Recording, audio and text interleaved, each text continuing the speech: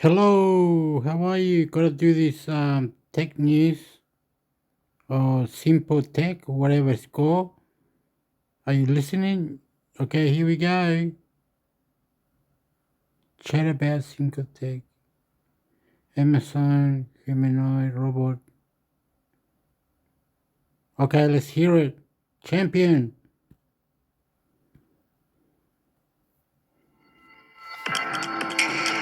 Welcome to Simply News. It's Tuesday, June 10th.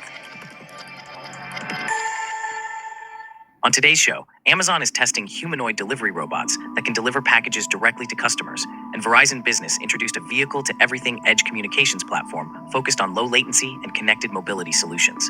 Plus, Apple is preparing to showcase an AI-powered shortcuts app at WWDC 2025. This coverage and more, up next. I'm David, and you're listening to Simply News Radio.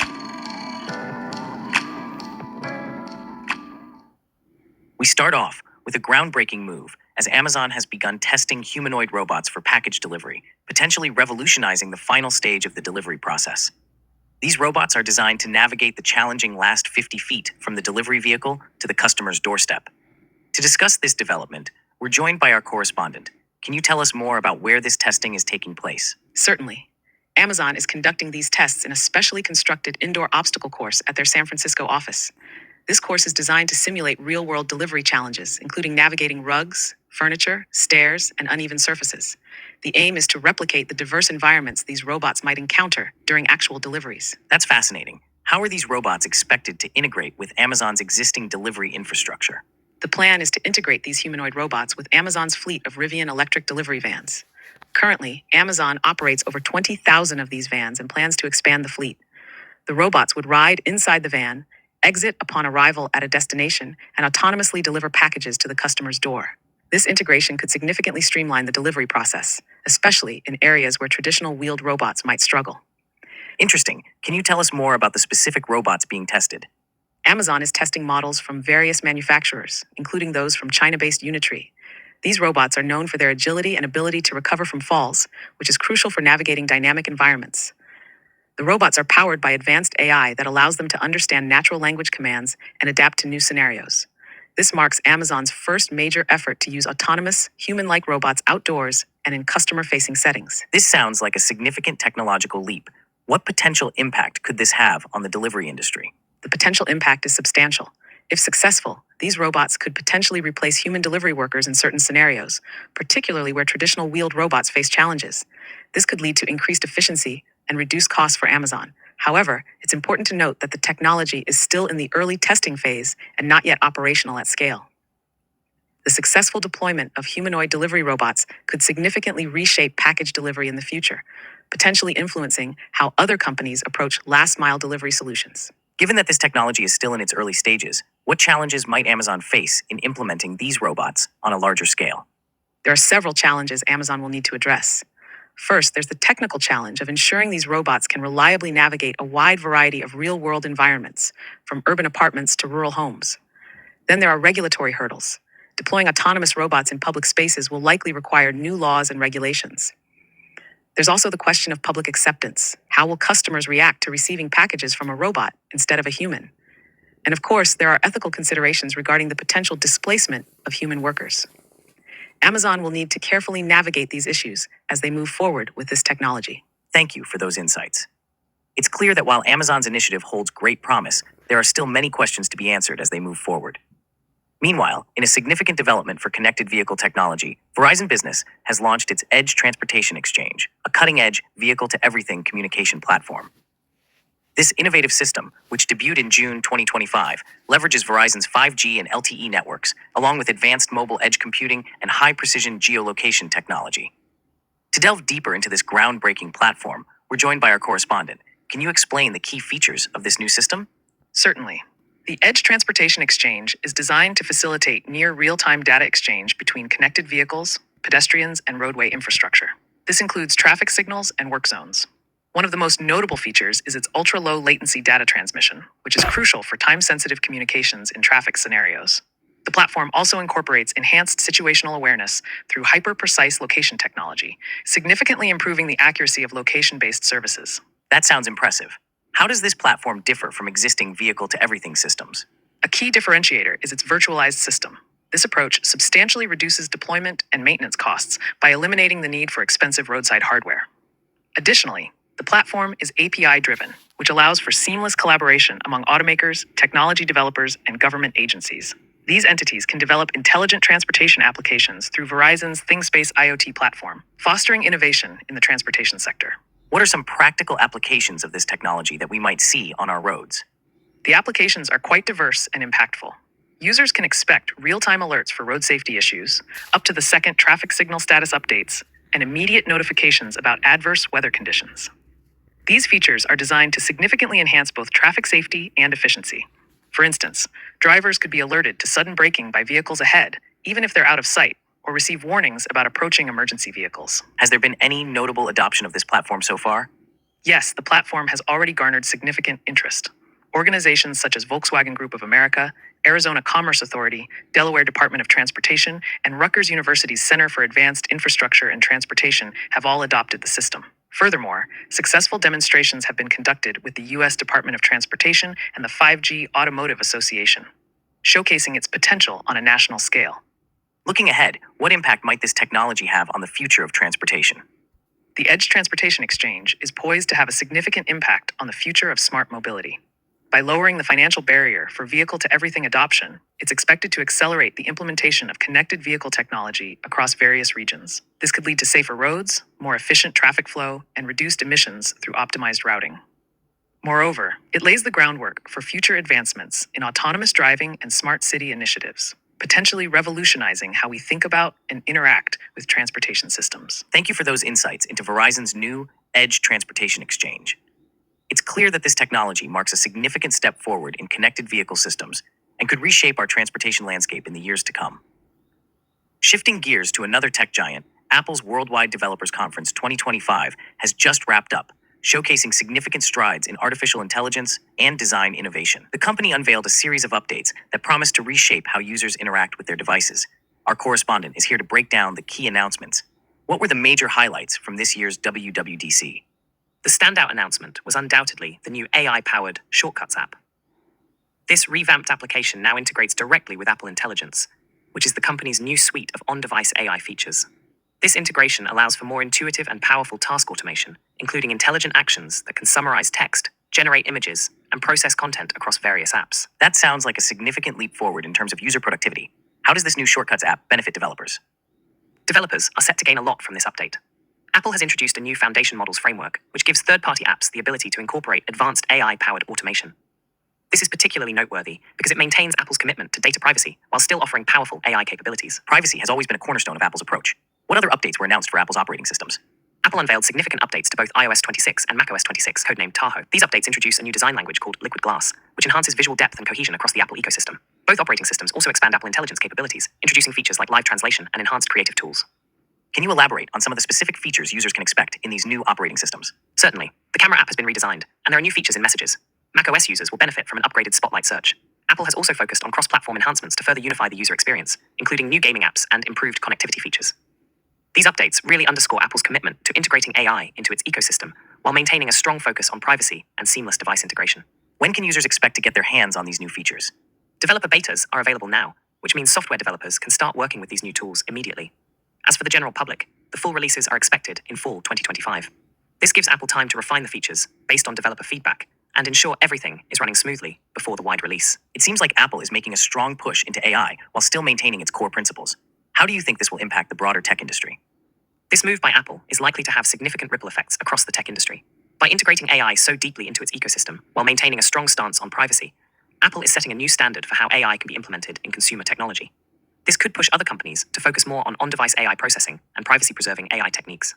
Additionally, the new developer tools could lead to a wave of innovative AI-powered apps in the Apple ecosystem, potentially shifting the landscape of mobile and desktop applications. Thank you for those insights. It's clear that Apple's latest announcements at WWDC 2025 mark a significant step forward in the integration of AI into everyday technology, all while maintaining the company's commitment to user privacy and seamless experiences across devices. And with that, we wrap up our stories for today. Thanks for listening to Simply News. We'll see you back here tomorrow.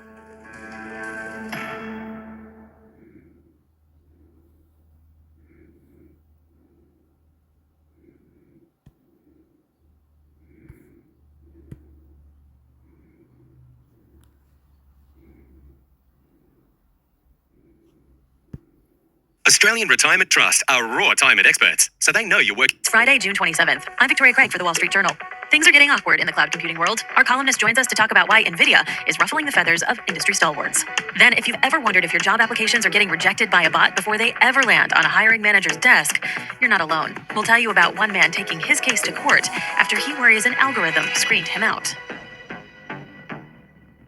But first, cloud computing has been a cash cow for years for companies like Amazon, Microsoft, and Google. But the rise of artificial intelligence has thrown a wrench in that corner of the tech world, and NVIDIA has made its name more recently as a new power broker. WSJ Heard on the Street columnist Asa Fitch writes, despite NVIDIA getting involved in cloud computing 2 years ago, things are starting to get uncomfortable now in Silicon Valley. Asa, what's changed? It's ruffling feathers because here's this company that's important in AI, and now it's getting on the turf of some other established players who have made a lot of money in the cloud computing business over the years. But it is pretty adamant that it isn't going to try to meaningfully compete or outshine those cloud computing giants.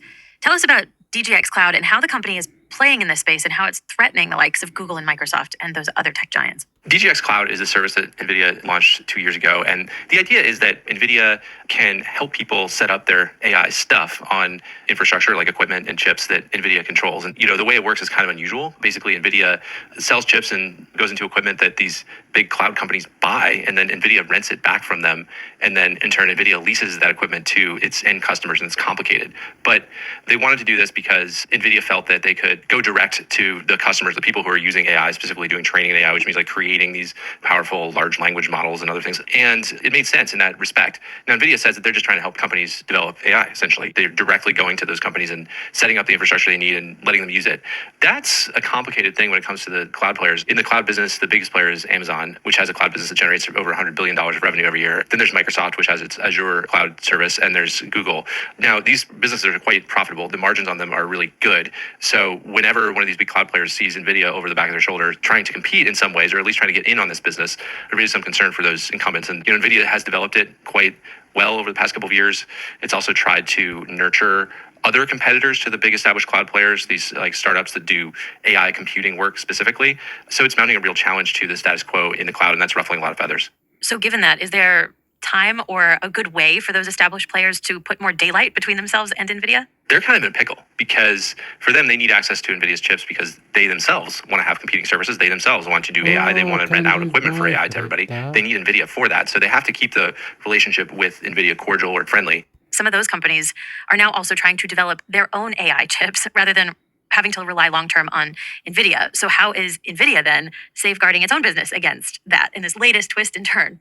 You could see NVIDIA setting up this cloud business as a sort of insurance policy because it can't really rely in the long term on these cloud players like Amazon, Microsoft, Google to keep buying its chips and keep renting out those chips to everybody. Those companies, as you mentioned, are developing their own AI chips that eventually could replace NVIDIA's AI chips, and that means less revenue for NVIDIA if that happens. That was WSJ Heard on the Street columnist Asa Fitch.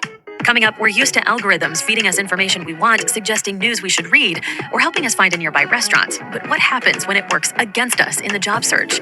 That story after the break.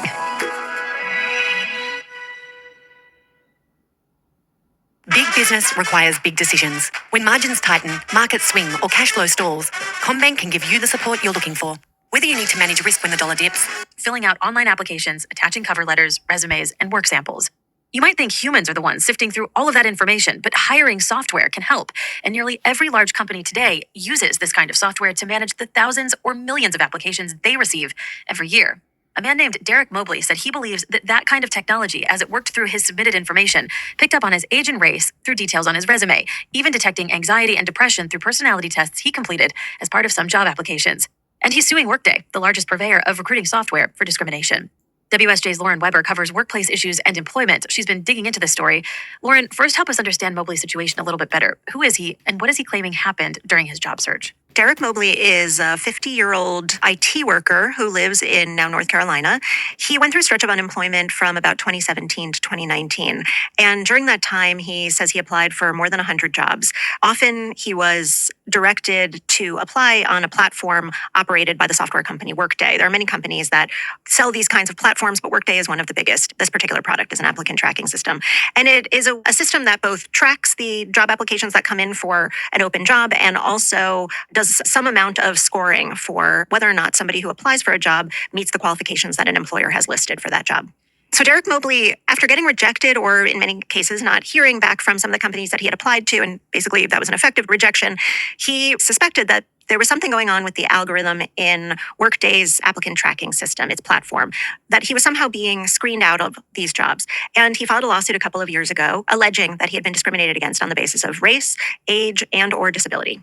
And so what has Workday said in response to those allegations? Workday has been fighting this lawsuit and has said that his claims have no merit. They say, and many software experts that I've spoken to say, it's the clients themselves, it's the employer customers of Workday that they put in the job qualifications. They say what are their requirements, what are the preferred qualifications. And so if Mobley is being screened out of jobs, it's because he's not meeting the qualifications. That is Workday's argument. And part of the story that's interesting is that Workday has this sort of secret sauce that it uses. So it's not very transparent, I suppose, about how it screens. Can you just demystify that for us? Because I think a lot of listeners can relate in some way to Mobley's story. That is exactly the case. That really gets at the heart of what this case is about, which is this question, is the job market fair? That's why many people that I've heard from quite sympathetic to Mobley's experience and to Mobley's argument, because many of them have experienced it too. Anyone who's applied for a job in the last 10 or 20 years, you're basically required to apply for most jobs online, go through one of these software systems that does this screening and scoring, and no one knows why they are screened in or out for a job, or you don't know how the system has scored you.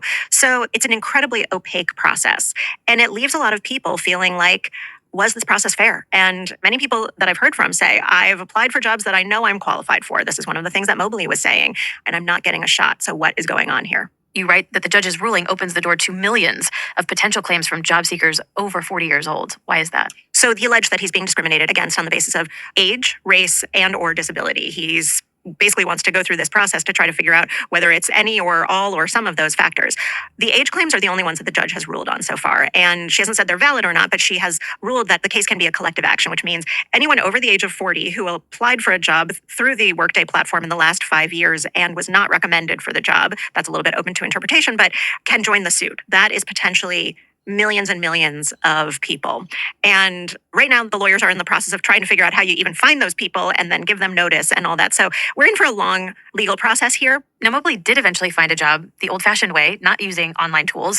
But what is likely to happen to his case and also future regulation of these intermediary software companies? That's sort of an open question. It may take a long time to get to the point where Workday may have to part the curtain on what exactly goes into their hiring model and whether that involves third parties auditing the model or perhaps them allowing software experts to look at the actual code behind it. All of that is yet to be determined. So it could be a long time. You know, there are a lot of states, the federal government, overseas governments. The European Union has quite a few regulations related to artificial intelligence. So as this case works its way through the courts, we'll also see some of these regulatory efforts come to fruition before we even get a decision in this case. That was WSJ reporter Lauren Weber there. And that's it for Tech News Briefing. Today's show is produced by Julie Chang. I'm your host, Victoria Craig. Jessica Fenton and Michael Laval wrote our theme music. Our supervising producer is Melanie Roy. Our development producer is Aisha Al-Muslim. Scott Salloway and Chris Tinsley are the deputy editors. And Falana Patterson is the Wall Street Journal's head of news audio. We'll be back this afternoon with TNB Tech Minutes. Thanks for listening. Good trades come from trading on your own terms. So why should you conform to the constraints of every other exchange? Whether your edge comes from instinct or analytics, you can seamlessly adapt Kraken Pro to your unique strategy. Choose preset layouts, choose custom layouts, choose from tons of trading widgets, and place them exactly where you need them. Pro is designed for you, but The world's best drama and the latest entertainment for $60 a month on a 12-month plan. Search Foxtel. Min cost $720. New customers only. Offer ends Monday, June 30. This is end of financial year. This is end of financial year for your business supercharged with the help of Zero Accounting software. Sorry, had to. I'm Jason Howell. I'm Jen Cutter. Let's start with what you need to know with the big story.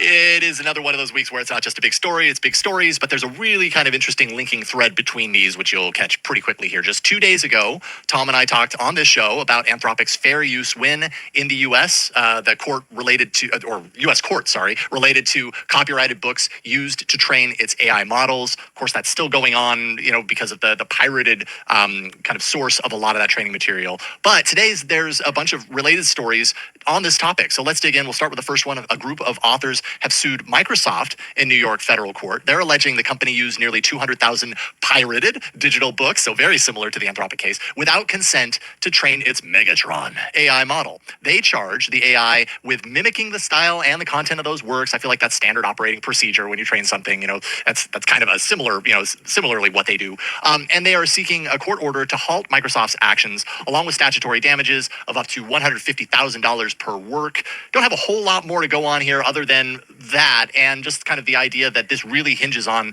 the pirated kind of source of all of these books. In this case, you know, who knows if Microsoft bought a stash of books the way Anthropic did in their case, but a little different, a little the same. What do you think? I think that tech bros should no longer be allowed to name things. Too much Lord of the Rings. Come on, Megatron isn't that bad. I was gonna say, like, they know Megatron's the bad guy, right?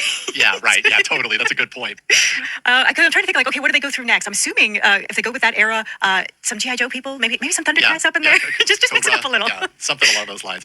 Yeah, I mean, Megatron, I got to say, is you know, all cartoons aside, is not an AI model that I am super familiar with. So I'm interested in kind of learning a little more about it. Kind of, I'm trying to even figure out if I've really even heard that name being thrown around. But nonetheless, 200,000 pirated digital books, probably BitTorrent, and you know, in that case, very similar to what we're hearing from Anthropic, which is still kind of facing the heat in that case, even though part of that case has been more or less, you know, passed by from Judge Alsip. So I guess what I'm seeing here is that there may be kind of like a trend that we're kind of headed toward right now, where we're going to start hearing more about kind of what is the source of this content that is used. We understand the fair use argument, but what, you know, did this come from a list of BitTorrents, or was it acquired legally? And that's going to be the thing that we talk about for the next year before this is all litigated to high heaven.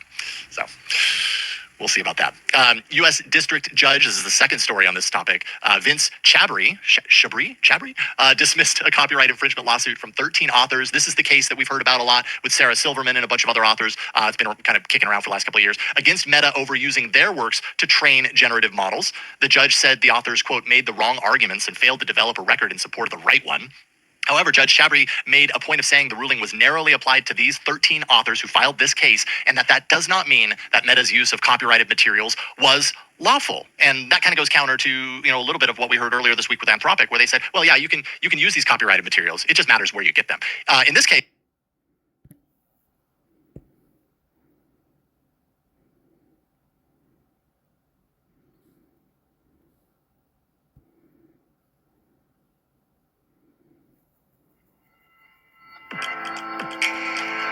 Welcome to Simply News. It's Tuesday, June 10th. On today's show, Scale AI is reportedly negotiating a massive funding round with Meta Platforms, and Anysphere raises $900 million in a Series C round, bringing its valuation to $9.9 billion. Plus, Anduril secures a $2.5 billion Series G, doubling its valuation to $30.5 billion. This coverage and more, up next. I'm David, and you're listening to Simply News Radio.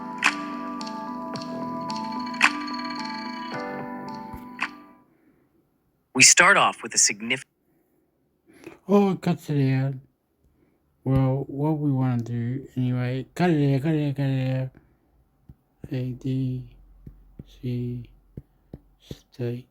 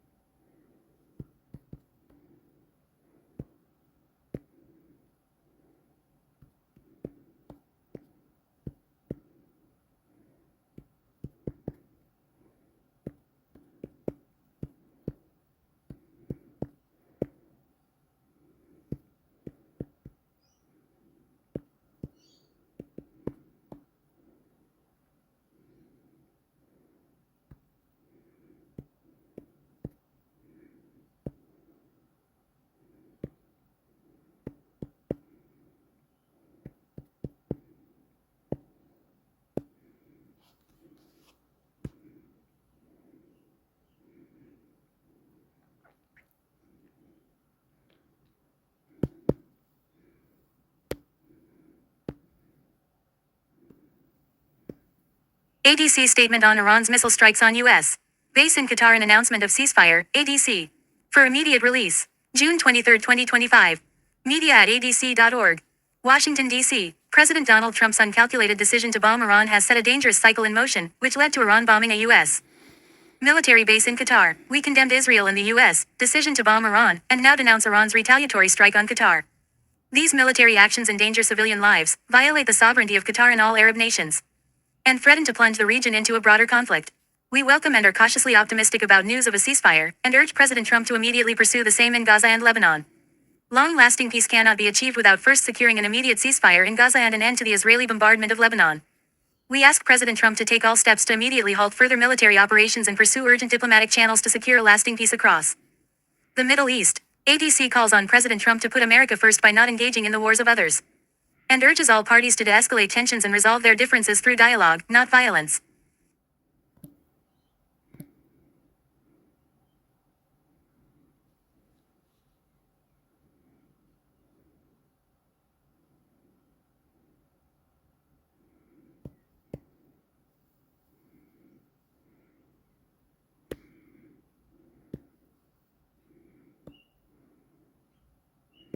How Iranian strikes against the U.S. Al Udeid Air Base in Qatar unfolded, ABC News. U.S. President Donald Trump is in Qatar. It's mid-May, 2025.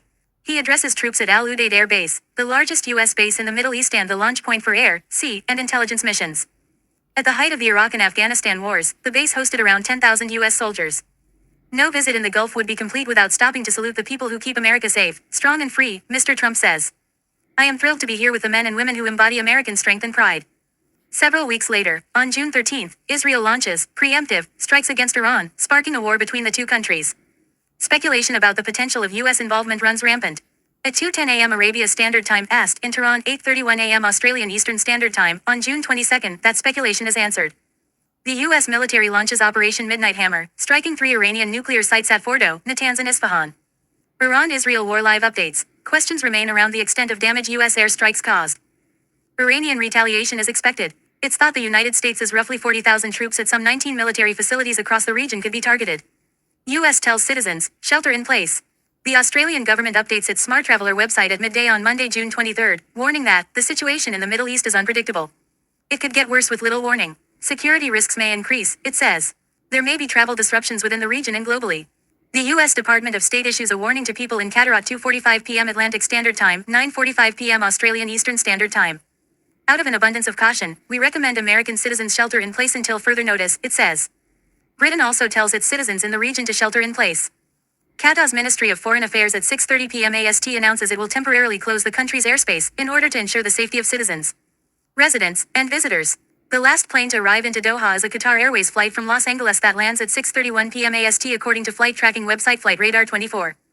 We neither initiated the war nor wanted it, Iran's President Masoud Pezeshkian posts on social media at 7:04 p.m. Atlantic Standard Time. But we will not leave the aggression against mighty Iran unanswered.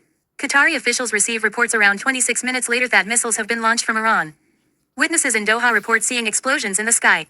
Iran's military, speaking on state television, says it has targeted U.S. forces stationed at Al Udeid Air Base in Qatar. But the base was evacuated before the attack, and just one missile lands there, without causing any casualties. It's later confirmed that a total of 19 missiles were fired from Iran. As of 7:55 p.m. Atlantic Standard Time, Flight Radar 24 says Qatar and UAE airspace is still closed. Airspace over Bahrain and Kuwait is also closed temporarily. About 9 p.m. Atlantic Standard Time, images of the Iranian missiles being intercepted over Doha start coming in. Qatar's Foreign Ministry issues a statement at 9:17 p.m. AST condemning Iranian strikes as a flagrant violation of the sovereignty of the state of Qatar, its airspace, international law, and the United Nations Charter. Qatar was one of the first countries to warn against the dangers of Israeli escalation in the region, and have consistently called for diplomatic solutions to be prioritized, it says. Iran attacks against good neighborliness. At 9:37 p.m. Atlantic Standard Time, the Secretary General of the Arab League, a 22-member confederation, slams Iran. I express full solidarity with the state of Qatar in the face of the unacceptable and condemned assault on its sovereignty and the violation of its airspace by Iran, says Ahmed Abul Gate, a former Egyptian foreign minister, on X. We remain hopeful that the current confrontation will be contained as soon as possible. Speaking on television at 11:21 p.m. Atlantic Standard Time, a Qatari official says Iran's strikes are against the spirit of good neighborliness. Qatar reserves the right to respond in accordance with international laws and in accordance with the shape and size of this attack. The spokesperson says the situation in Qatar is completely stable and life is going back to normal. Iran has officially responded to our obliteration of their nuclear facilities with a very weak response, Mr. Trump says on his Truth Social platform at 3:52 p.m. Washington time, 10:52 p.m. Atlantic Standard Time.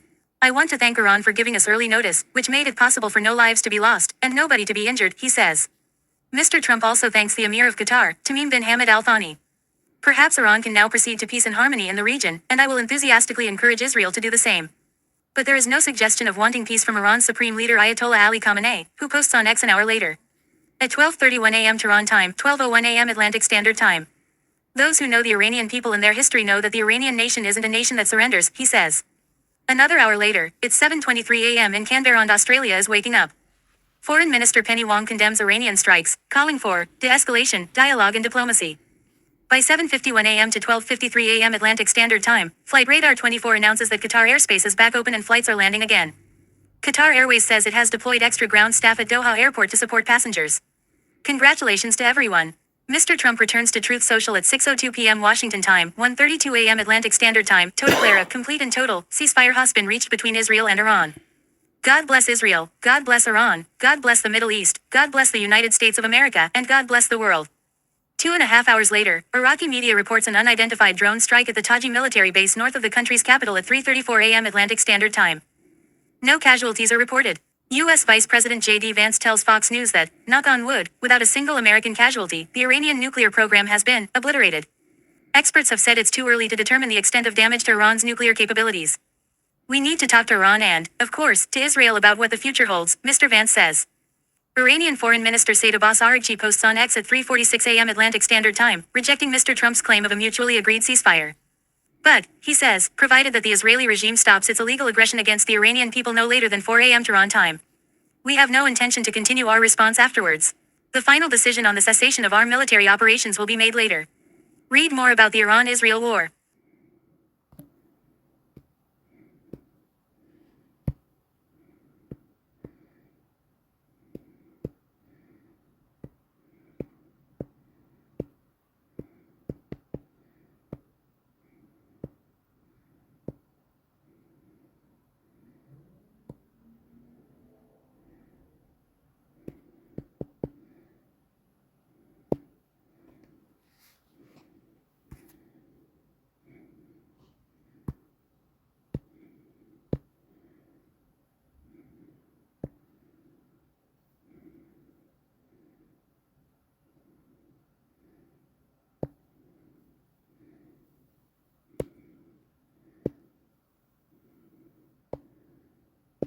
Group suing over Trump's birthright order seeks to convert case to a class action lawsuit. Live updates, Politico. 5 hours ago, an organization representing immigrants fighting President Donald Trump's birthright citizenship order wasted little time seeking to recalibrate its legal strategy to block the president's policy despite the High Court's restrictions on nationwide injunctions. CASA Inc. is asking a federal judge in Maryland for an emergency block on Trump's policy, which would deny citizenship to children of some immigrants born on U.S. soil, and said it has refiled its broader lawsuit as a class action case. Class action lawsuits are one of the ways that the Supreme Court explicitly indicated Friday were permissible to broadly block a federal government policy. It's among several exceptions or workarounds that Trump adversaries are poised to seize on after the justices sharply limited judges' ability to issue nationwide injunctions. Continue on to view the day's latest updates. 2 hours ago, public health lawyers and experts praised Friday's Supreme Court decision upholding Affordable Care Act-directed coverage of preventive services but cautioned that legal challenges to health policy may now shift toward the evidence underpinning federal recommendations. The High Court ruled 6-3 that the U.S. Preventive Services Task Force is constitutional because the Health and Human Services Secretary has the power to fire and appoint members and to reject their recommendations of which screenings or drugs should be offered to certain populations. The 2010 health care law requires task force recommended services be covered by private insurers with no cost sharing. But those experts say Health Secretary Robert F. Kennedy Jr.'s recent decision to remove all members of a vaccine advisory panel and reconstitute it with individuals skeptical of immunizations illustrates the consequences of that sweeping authority. It's sort of the end of one thread but the beginning of another, said Kathy Hempstead, Senior Policy Officer at the Robert Wood Johnson Foundation, a progressive philanthropy that focuses on health care. It's unclear whether Kennedy plans to alter the task force's membership as he has with the Advisory Committee on Immunization Practices. But federal law stipulates that these policy decisions stemming from these groups' advice be based on science, said Andrew Pincus, a Supreme Court attorney at the law firm Mayer Brown who represented public health groups that filed a brief supporting the government's defense in the case. To the extent that they don't rest on science, I think they would be subject to being set aside by the courts, he said. A shaky scientific rationale for policy decisions could open up HHS to further challenges focused less on authority and more on what constitutes evidence or expertise. If you start to do things arbitrarily or capriciously, that becomes a problem, said Richard Hughes, a lawyer at Epstein Becker Green who represents vaccine makers. We're in an era where science and how the courts look at science is going to be extremely important, he added. 5 hours ago, The Supreme Court's punt on a Louisiana redistricting case on Friday has injected uncertainty into the battle for the House. With one Democratic-held House seat in limbo as Republican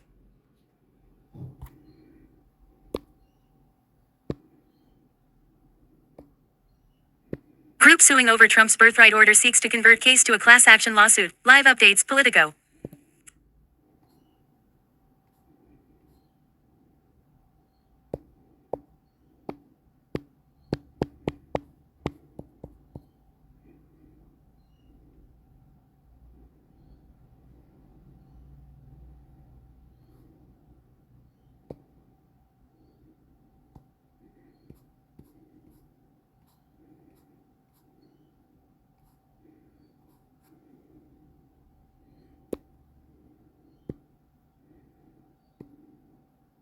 SCOTUS term final opinions. 5 hours ago, an organization representing immigrants fighting President Donald Trump's birthright citizenship order wasted little time seeking to recalibrate its legal strategy to block the president's policy despite the High Court's restrictions on nationwide injunctions.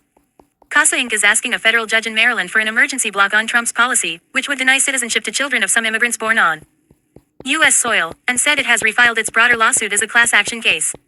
Class action lawsuits are one of the ways that the Supreme Court explicitly indicated Friday were permissible to broadly block a federal government policy. It's among several exceptions or workarounds that Trump adversaries are poised to seize on after the justices sharply limited judges' ability to issue nationwide injunctions. Continue on to view the day's latest updates. 2 hours ago, public health lawyers and experts praised Friday's Supreme Court decision upholding Affordable Care Act-directed coverage of preventive services but cautioned that legal challenges to health policy may now shift toward the evidence underpinning federal recommendations. The High Court ruled 6-3 that the U.S. Preventive Services Task Force is constitutional because the Health and Human Services Secretary has the power to fire and appoint members and to reject their recommendations of which screenings or drugs should be offered to certain populations. The 2010 health care law requires task force recommended services be covered by private insurers with no cost sharing. But those experts say Health Secretary Robert F. Kennedy Jr.'s recent decision to remove all members of a vaccine advisory panel and reconstitute it with individuals skeptical of immunizations illustrates the consequences of that sweeping authority. It's sort of the end of one thread but the beginning of another, said Kathy Hempstead, Senior Policy Officer at the Robert Wood Johnson Foundation, a progressive philanthropy that focuses on health care. It's unclear whether Kennedy plans to alter the task force's membership as he has with the Advisory Committee on Immunization Practices. But federal law stipulates that these policy decisions stemming from these groups' advice be based on science, said Andrew Pincus, a Supreme Court attorney at the law firm Mayer Brown who represented public health groups that filed a brief supporting the government's defense in the case. To the extent that they don't rest on science, I think they would be subject to being set aside by the courts, he said.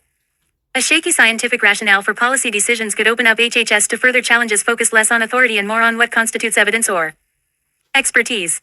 If you start to do things arbitrarily or capriciously, that becomes a problem, said Richard Hughes, a lawyer at Epstein Becker Green who represents vaccine makers. We're in an era where science and how the courts look at science is going to be extremely important, he added. 5 hours ago, the Supreme Court's punt on a Louisiana redistricting case on Friday has injected uncertainty into the battle for the House. With one Democratic-held House seat in limbo as Republicans look to defend their razor-thin majority next year. The court on Friday delayed its decision in Louisiana v. Calais, which would have determined whether one of the state's two majority black congressional districts was a racial gerrymander. The court, over the noted dissent of Justice Clarence Thomas, said the case will be re-argued. The justices will likely hear the case in the fall when the court returns from its summer recess. Because of the state's election timeline, it isn't immediately clear what map will be in use for the midterms. Louisiana's primaries are currently scheduled for April.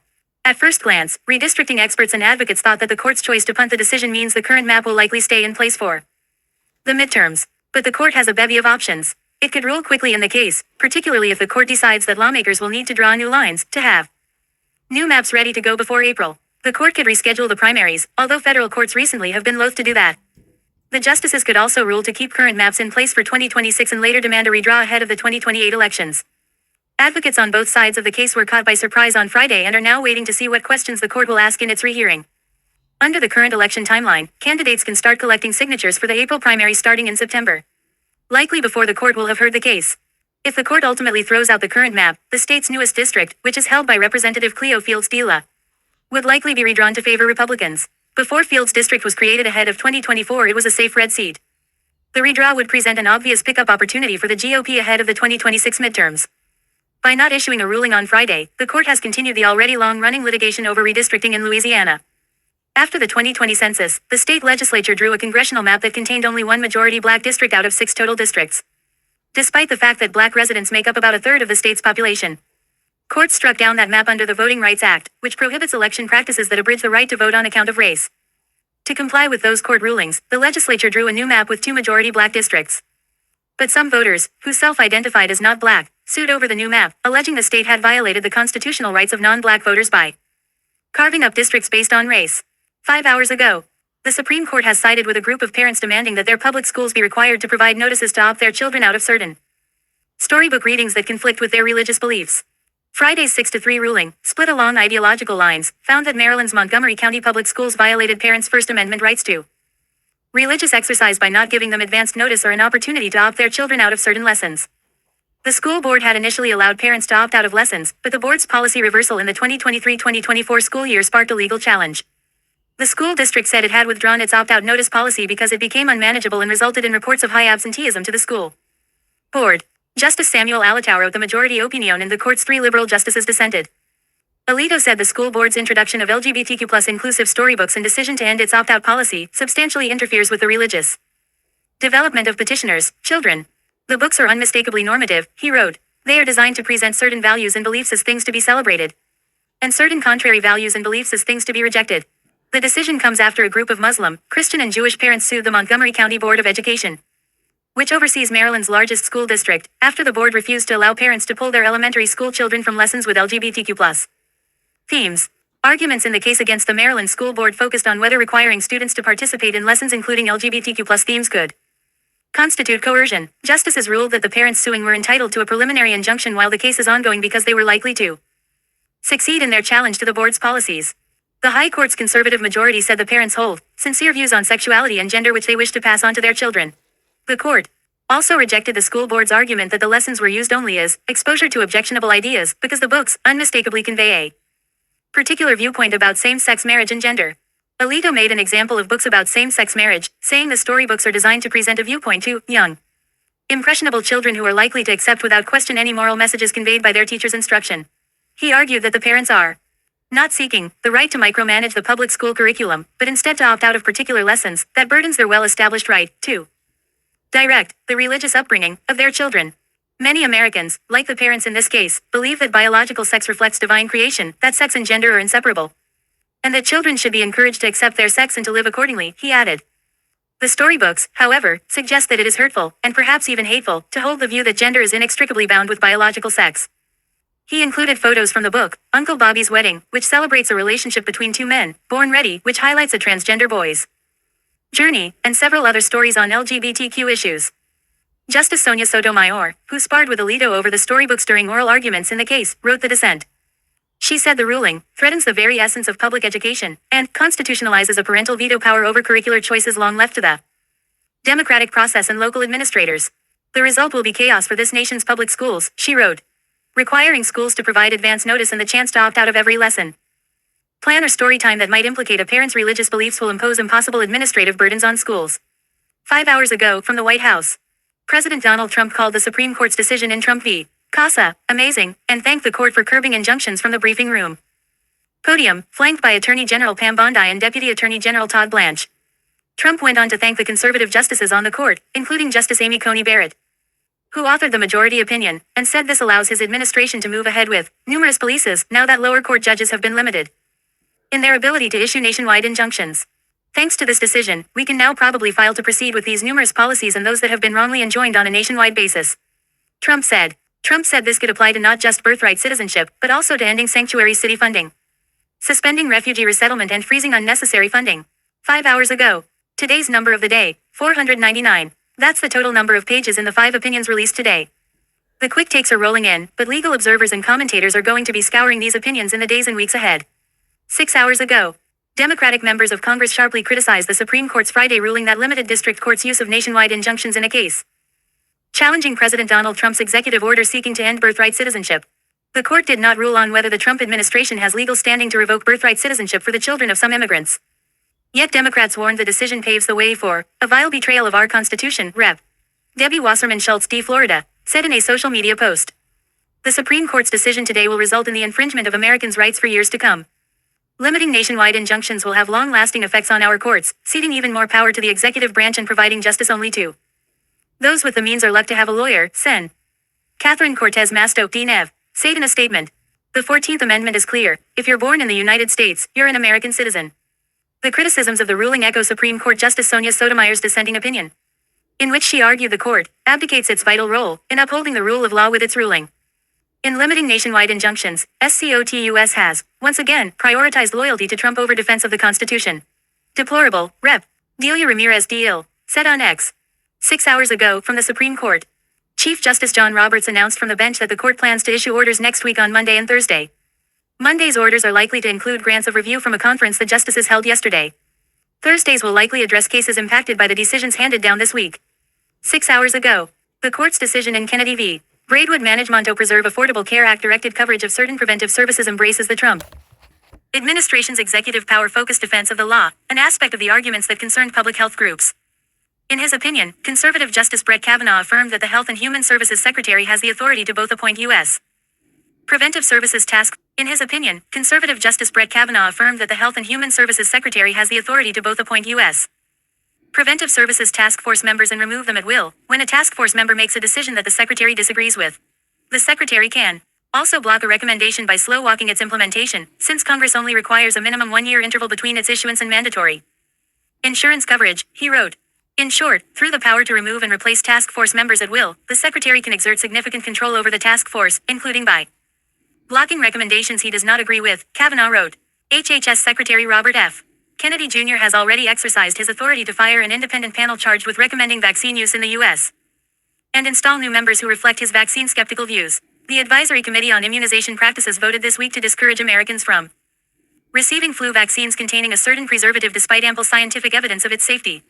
6 hours ago. How times have changed. 5 years ago, many legal advocates for LGBTQ+ issues were pleasantly surprised when Justice Neil Gorsuch authored the majority opinion in Bostock v. Clayton County, joined by 4 liberal justices on the court at the time, which held that a federal civil rights law protects individuals who are gay or transgender from employment discrimination. This term may have provided something of a if you want to hear it, see. Okay, this a lot keeps going. I don't know why it went so long, eh?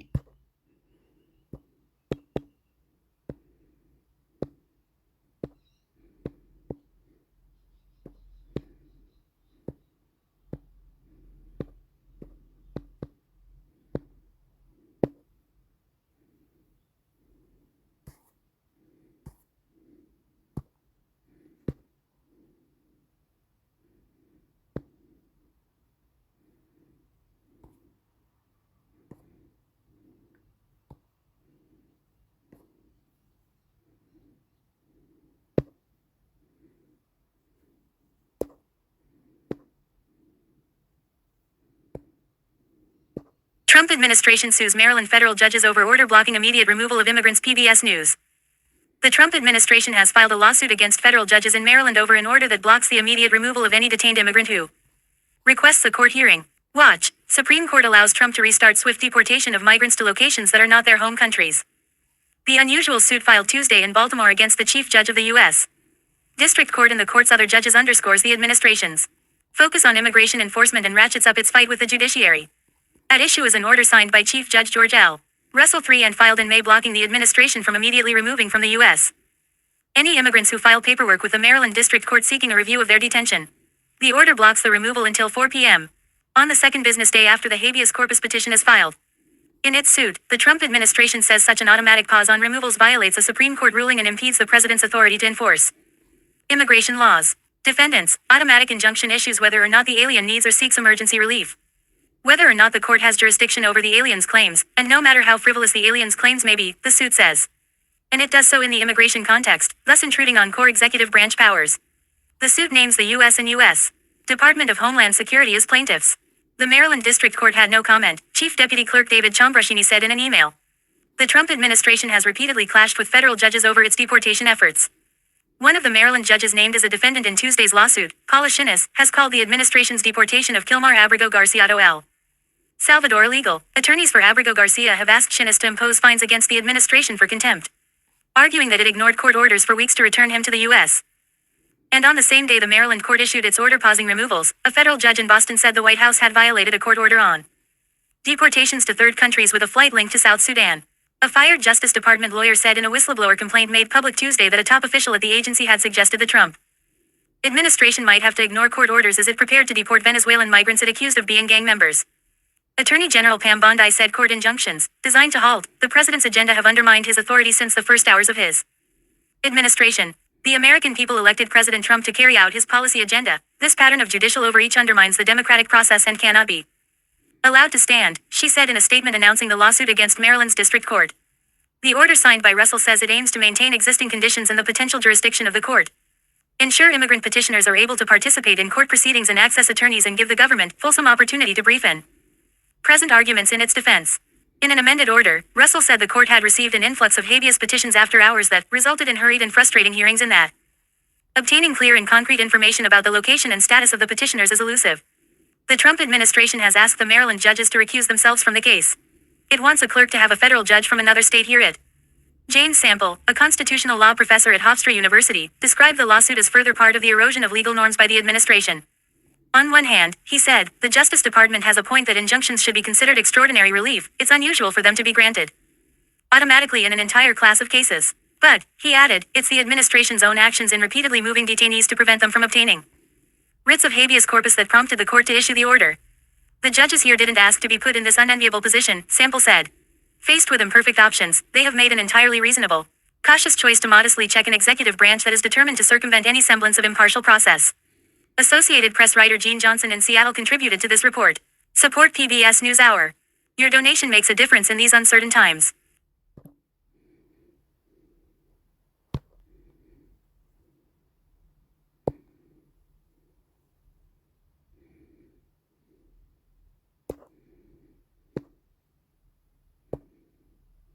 Watch. Trump holds news conference after Supreme Court rules for limiting nationwide injunctions. PBS News. Watch. Trump holds news conference after Supreme Court rules for limiting nationwide injunctions. PBS News. Washington AP. A divided Supreme Court on Friday ruled that individual judges lack the authority to grant nationwide injunctions. But the decision left unclear the fate of President Donald Trump's restrictions on birthright citizenship. Watch in the player above. The outcome was a victory for the Republican president, who has complained about individual judges throwing up obstacles to his agenda. Read more. The full Supreme Court ruling in the birthright citizenship case, limiting nationwide injunctions. But a conservative majority left open the possibility that the birthright citizenship changes could remain blocked nationwide. Trump's order would deny citizenship to U.S.-born children of people who are in the country illegally. The case is now returned to lower courts, where judges will have to decide how to tailor their orders to comply with the High Court ruling. Justice Amy Coney Barrett wrote in the majority opinion. Enforcement of the policy can't take place for another 30 days, Barrett wrote. The justices agreed with the Trump administration, as well as President Joe Biden's Democratic administration before it, that judges are overreaching by issuing orders that apply to everyone instead of just the parties before the court. The president, making a rare appearance to hold a news conference in the White House briefing room, said that the decision was amazing and a monumental victory for the Constitution, the separation of powers, and the rule of law. Watch. Kagan says, there's no way she'd bring birthright citizenship case to Supreme Court. In dissent, Justice Sonia Sotomayor wrote, the court's decision is nothing less than an open invitation for the government to bypass the Constitution. This is so, Sotomayor said, because the administration may be able to enforce a policy even when it has been challenged and found to be unconstitutional by a lower court. Rights groups that sued over the policy filed new court documents following the High Court ruling, taking up a suggestion from Justice Brett Kavanaugh that judges still may be able to reach anyone potentially affected by the birthright citizenship order by declaring them part of putative nationwide class. Kavanaugh was part of the court majority on Friday but wrote a separate concurring opinion. States that also challenged the policy in court said they would try to show that the only way to effectively protect their interests was through a nationwide hold. We have every expectation we absolutely will be successful in keeping the 14th Amendment as the law of the land and of course birthright citizenship as well, said Attorney General Andrea Campbell of Massachusetts. Birthright citizenship automatically makes anyone born in the United States an American citizen, including children born to mothers in the country illegally. The right was enshrined soon after the Civil War in the Constitution's 14th Amendment. In a notable Supreme Court decision from 1898, United States v.